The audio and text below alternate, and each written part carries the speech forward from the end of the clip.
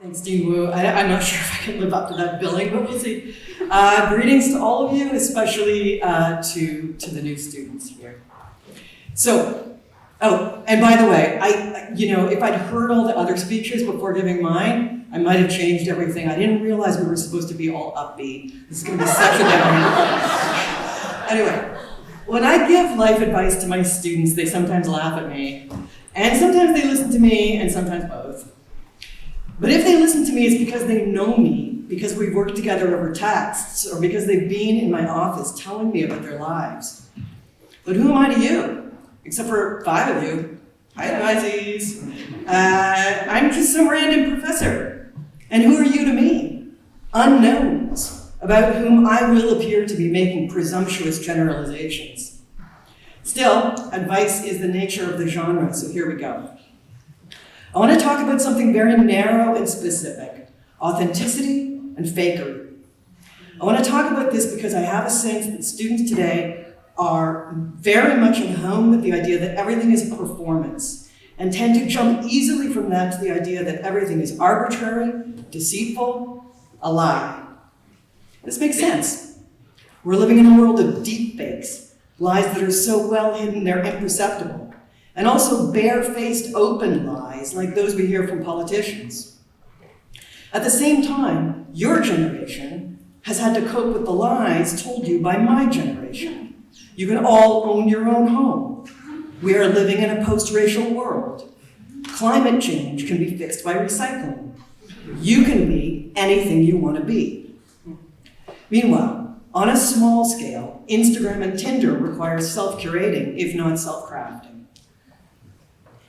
And even we require it, for what else was your college admissions essay except the performance of a persona?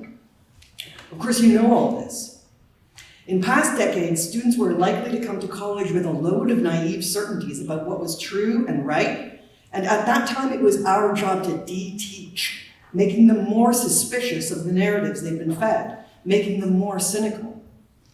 But in recent years, I've found students come to us already cynical.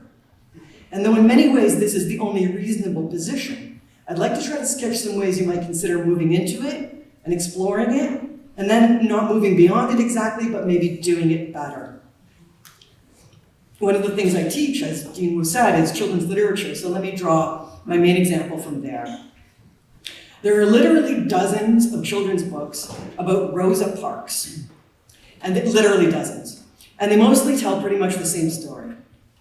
Rosa, most of the books feel they can call her by her first name. Rosa is an old African-American woman who works long hours as a seamstress.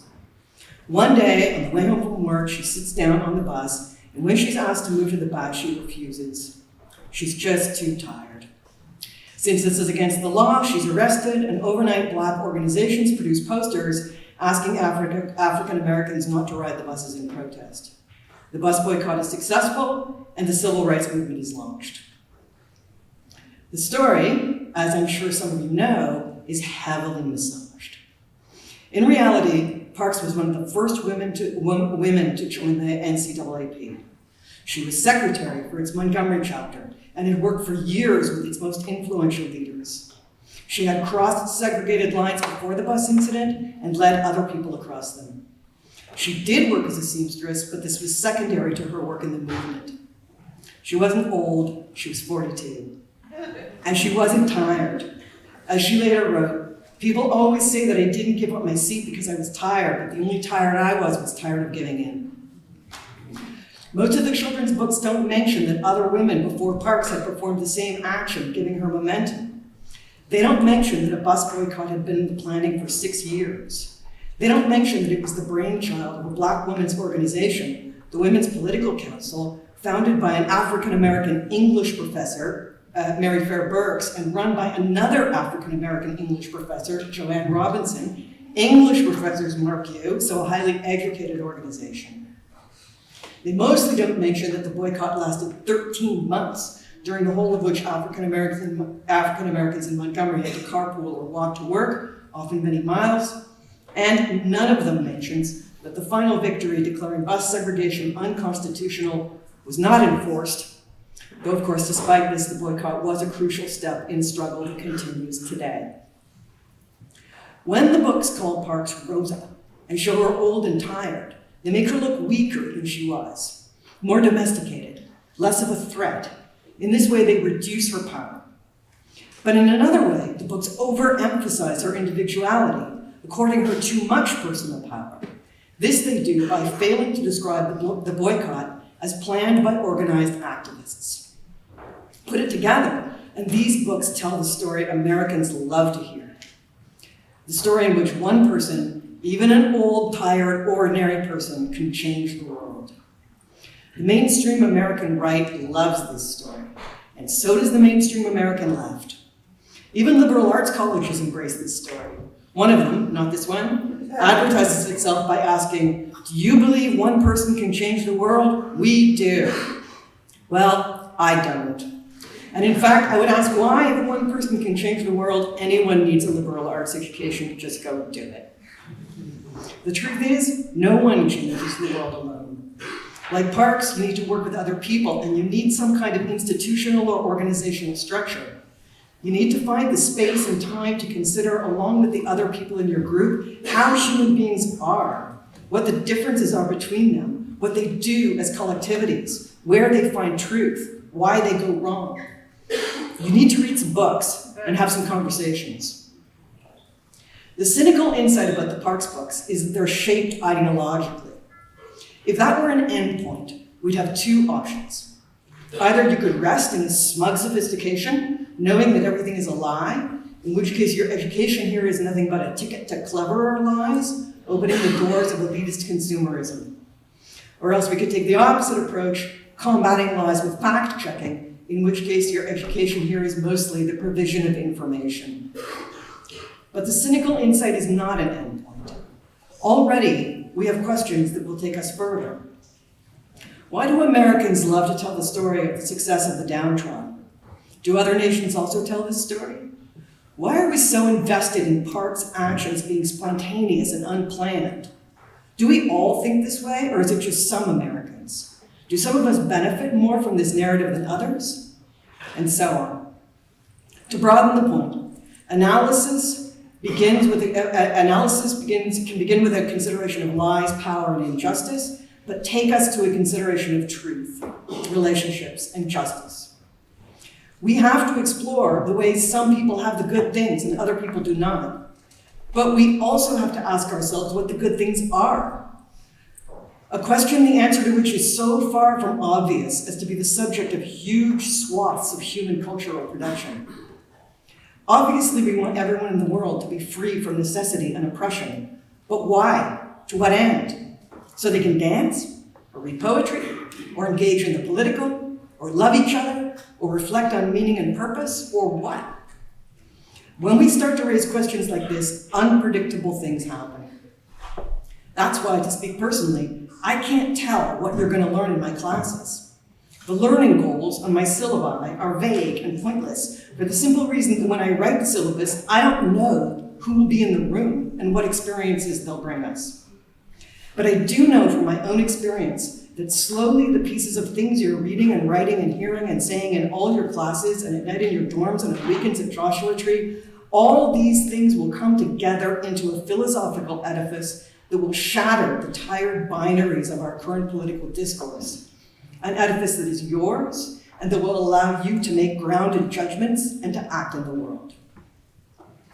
Building this edifice takes time. It takes leisure.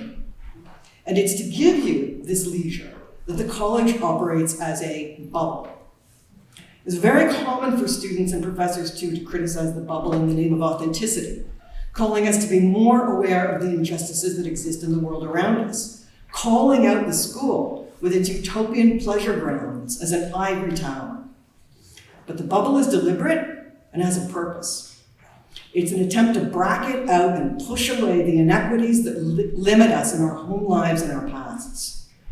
It's like a school uniform that's supposed to curb the effect of income inequality, since everyone wears the same thing, so you can't tell who's rich and who's poor. We know this doesn't work all that well, because there are lots of ways a uniform doesn't hide inequity. Everything from skin color to the subtle ways people have of performing status that can't be legislated. And in truth, Our bubble doesn't entirely work either. Injustice and inequity follow us here. We can't eradicate them, but we are trying to alleviate their worst effects. The idea of the bubble is to give everyone a certain amount of privilege, to allow you time and space to think, reflect, and experiment, time and space to explore the differences between us without allowing those differences to dominate and destroy us. Is the bubble fair? Is it fair that we get this while others out there who deserve it just as much don't? No. But there's a story told about Karl Marx taking a trip.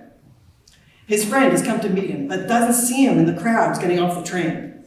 Finally, the friend spots him way down the platform, disembarking from the first-class carriage. He runs over and asks him, "You, Karl, traveling first class with the rich?" And Marx answers, "My friend, after the revolution, everyone will travel first class." That is something like what Pomona tries to create. 4 years in which all of you travel first class. A taste of a better world. We do it in the hope that you will work to extend the borders of the better. We aren't really free beings. We're defined and delimited by our skins, our bodies, our infirmities, our capacities, our desires, our parents, our friends, our enemies, our class, and all the social institutions we've lived with, community, ethnicity, religion, language, culture. Much of this we take pride in. We take pride in the good things that created us and that now define us and embrace us. But other definitions and limits we want to shut off. And maybe my main point today is that it's useless to do this by becoming more like you already are, gazing at yourself in an effort to find your essence, performing authenticity. The way to do it is by authentic performance. We all pull out parts of ourselves, cultivating and displaying them. What might that look like here in the bubble? In your books, professors and friends, you can find new mentors calling out different, better parts. Over the next 4 years, you can let go for a while of the familiar guardrails and do what political philosopher Hannah Arendt calls thinking without a banister. With each other's help, we can all perform better selves. I'll be taking critiques on the front lawn, but for now, thank you for listening.